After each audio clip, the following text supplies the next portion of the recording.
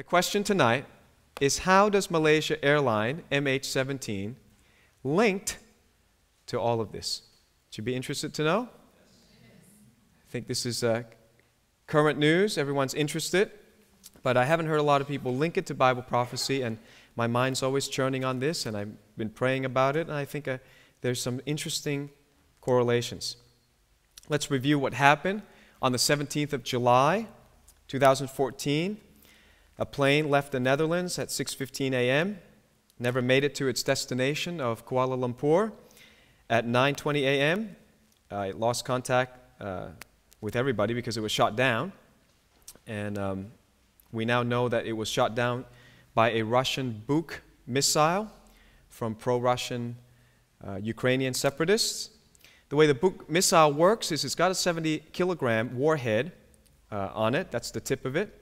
And it doesn't actually hit the plane. It explodes within about 20 meters of the plane. And then the shrapnels get sent out. And then, of course, it hits the fuel tanks. And then the fuel tanks explode and cause critical damage. Okay, so for all the people who are under the impression that sitting by the wings of the airplane is the safest place, it's not true. That's where all the fuel is.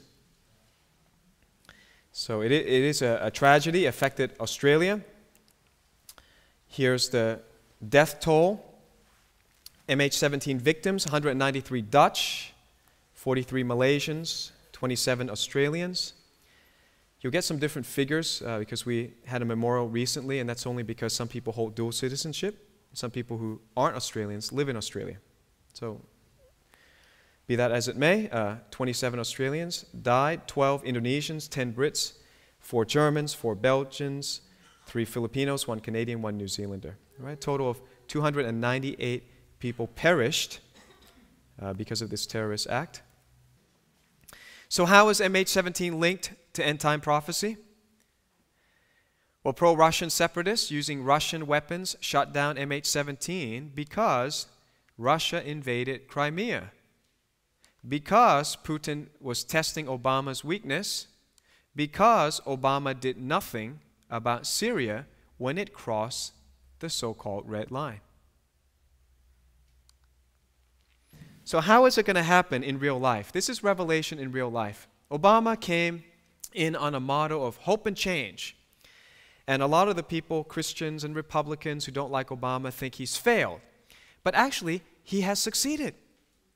If you are on his side, he has succeeded in change because he has weakened America and he's made America anti-Christian. So he has fully succeeded. Whoever put him in there, he has succeeded in the change. This leads to the red horse, which is Syria being destroyed, the Ukraine civil war, the ISIS invasion, and the dictators of the world being emboldened because of the red line that was drawn and crossed by Syria. Leads to the black horse, which is hyperinflation. The prices of food and oil going up, which is what we would call the global financial crisis 2. Right?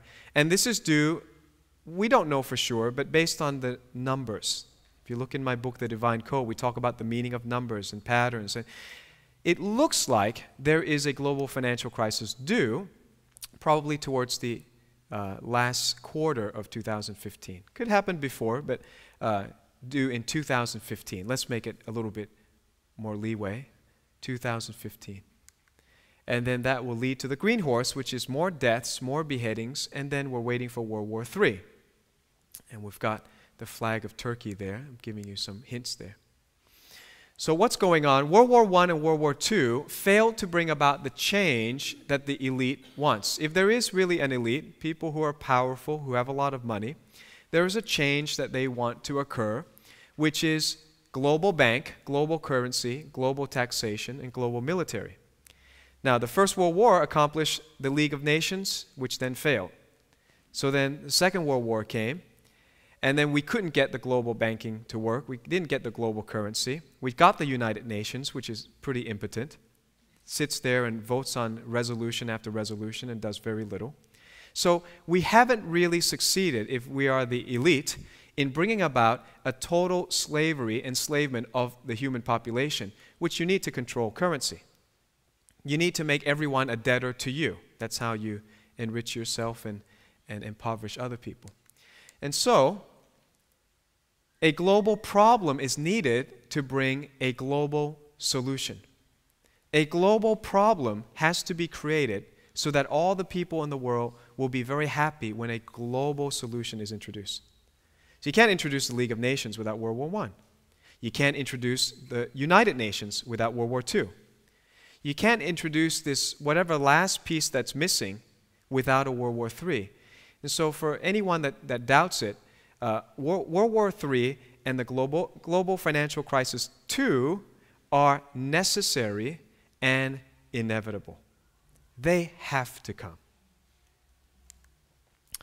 And MH17 is simply a casualty of this change. There is a change brewing.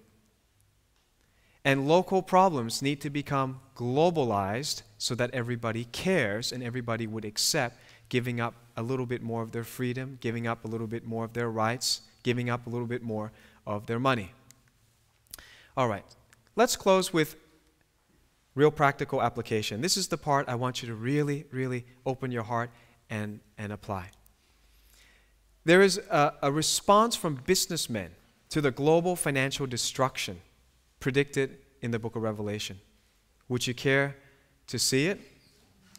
Revelation 18, verses 15 to 19. We're advancing a little bit in the timeline, but here is the response from businessmen. Verse 15. The merchants of these things, which were made rich by her, shall stand afar off for the fear of her torment, weeping and wailing. People will be depressed about what's going to happen to their money. And they cast dust on their heads and cried, weeping and wailing, saying, Alas, alas, that great city, wherein were made rich all that the ships in the seas, by reason of her costliness, which is great wealth in another translation, for in 1 hour is she made desolate. So what's the response? People don't say, the Bible is true. Now I want to serve Jesus. Oh, Bible prophecy is happening. Now I want to get my life right with God. I want to spend the remainder of my life serving what really counts. And people don't say that. What they say is, this is really depressing. My investments are going down the tube. I am really sad about what's happening economically.